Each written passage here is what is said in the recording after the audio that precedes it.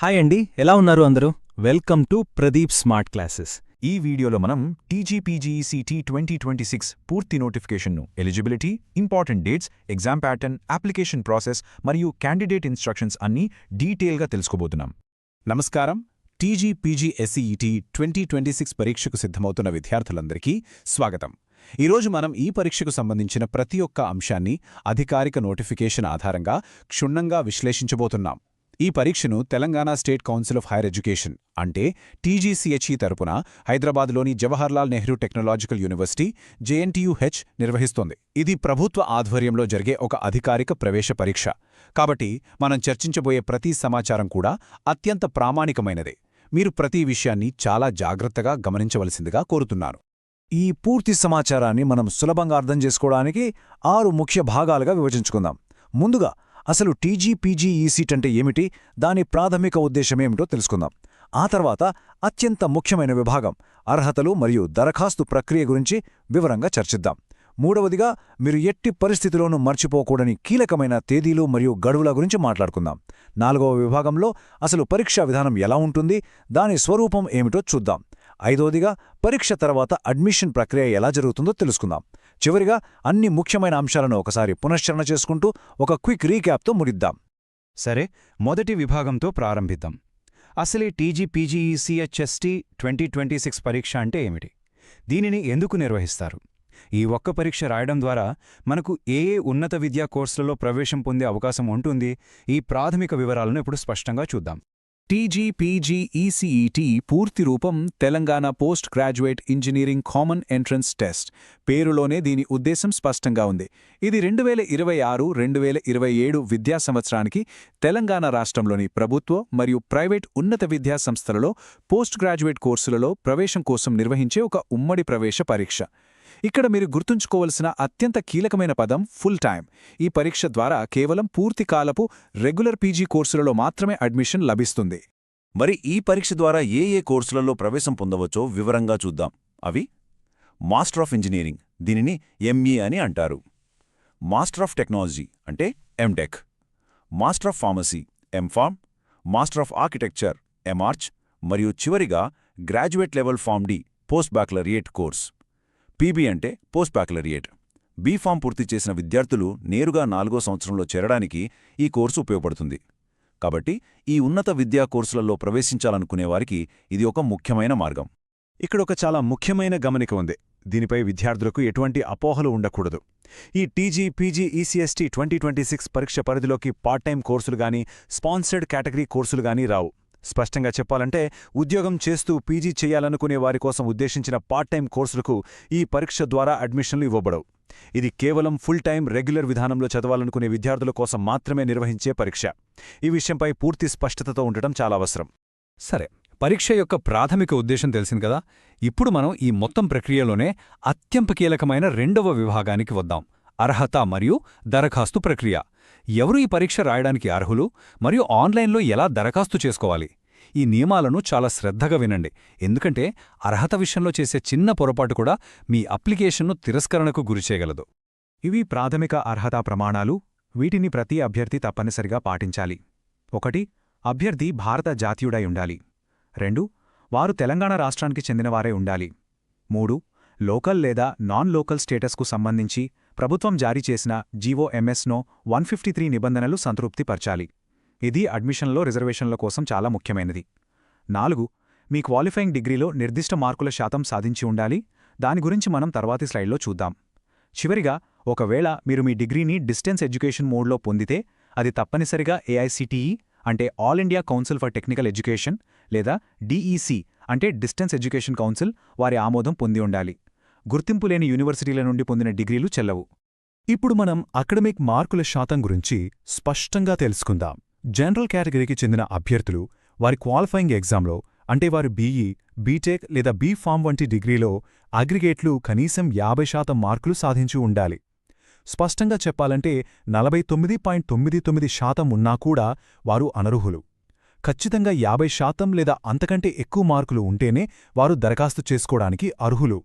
అయితే ప్రభుత్వ నిబంధనల ప్రకారం రిజర్వ్డ్ కేటగిరీ అభ్యర్థులకు కొంత సడలింపు ఉంటుంది.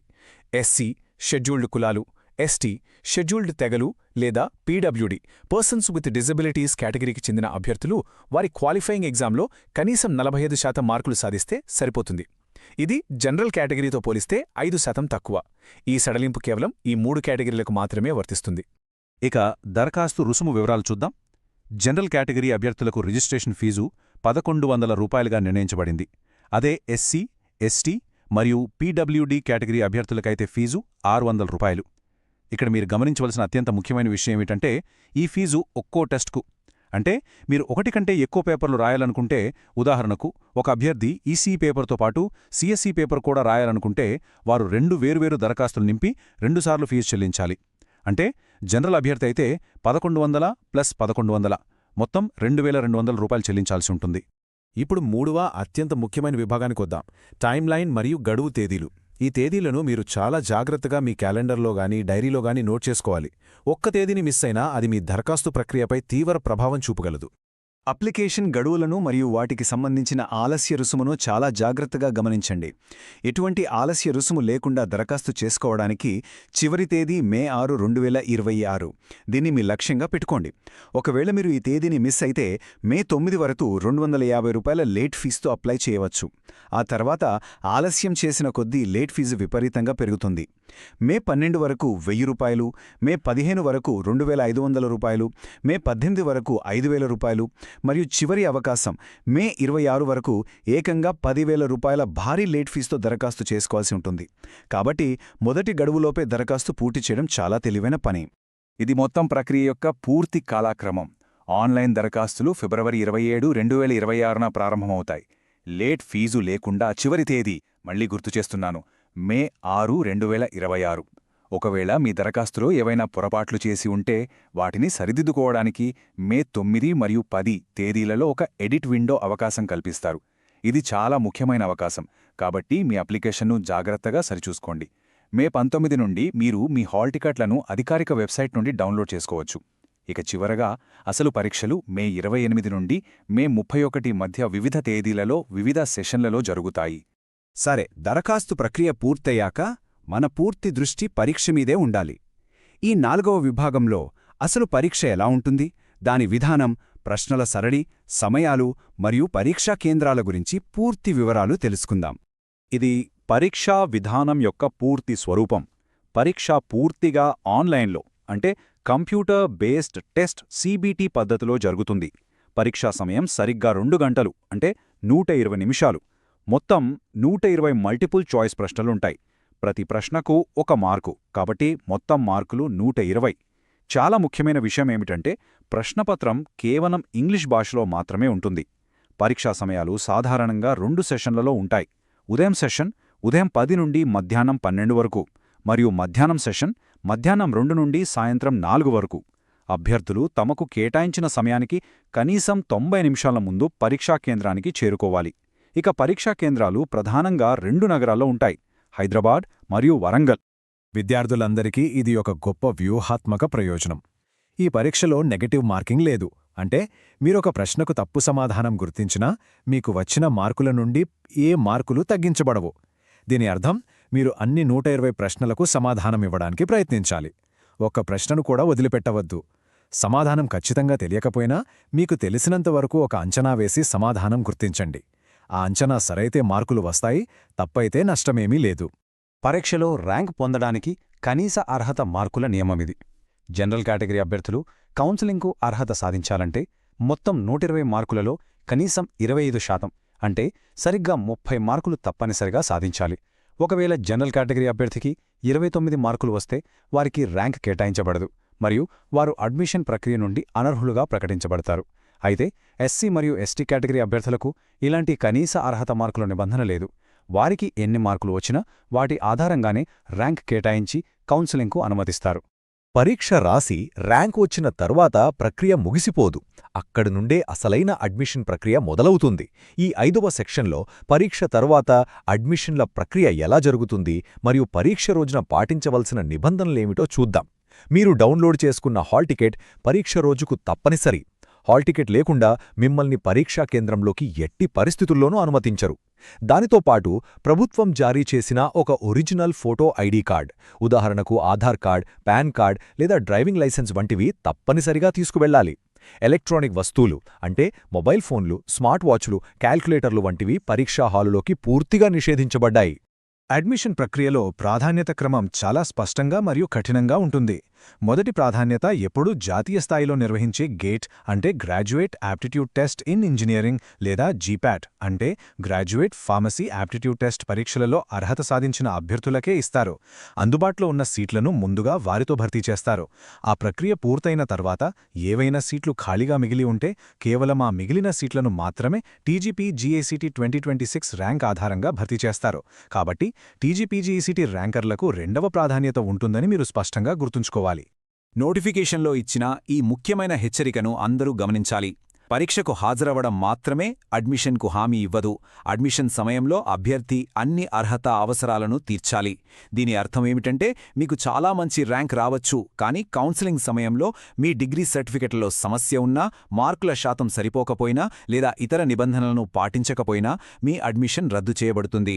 ర్యాంక్ అనేది అర్హతలో ఒక భాగం మాత్రమే. ఇక మనం చివరి విభాగానికొచ్చాం.